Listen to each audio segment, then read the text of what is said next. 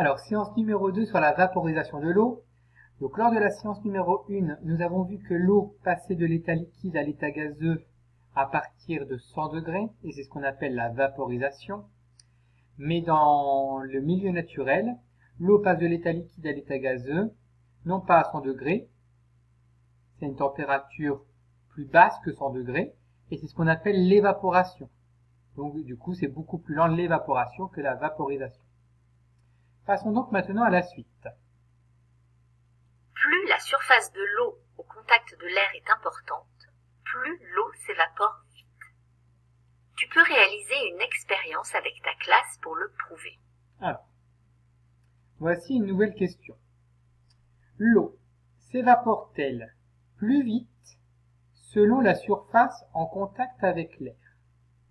Alors, je pense que cette question n'est pas tout à fait claire pour vous. J'explique en fait. Ce que l'on va faire ici, par l'intermédiaire d'une expérience, on va essayer de voir si l'eau s'évapore plus vite dans un vase, ici, où l'ouverture est petite, et donc il y a une petite surface en contact avec l'air, ou si l'eau s'évapore plus vite dans une bassine, où l'ouverture est beaucoup plus grande, comme vous voyez ici, et du coup, il y a une plus grande surface en contact avec l'air. Donc, on va lire ensemble justement cette expérience. Matériel. 2 gobelets en plastique, une carafe d'eau, un vase étroit et une bassine. Étape numéro 1. Verser la même quantité d'eau dans 2 gobelets. Donc, vraiment la même quantité d'eau.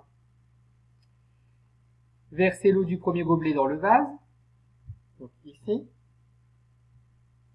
Verser l'eau du deuxième gobelet dans la bassine.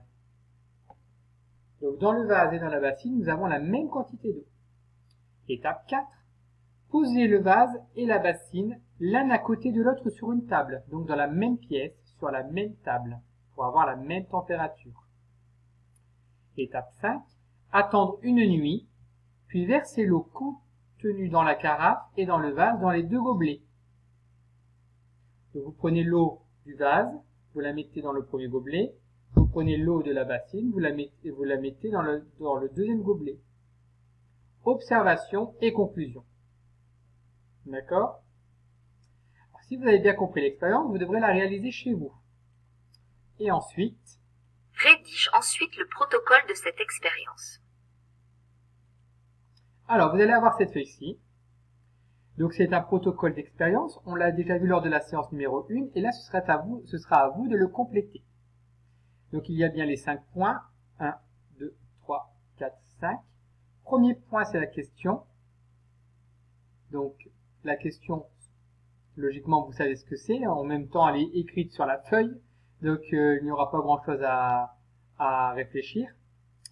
Deuxième point, les hypothèses. Qu'est-ce que vous pensez, vous? Qu'est-ce que vous allez devoir, qu'est-ce que vous allez observer? Qu'est-ce que vous allez conclure à la fin?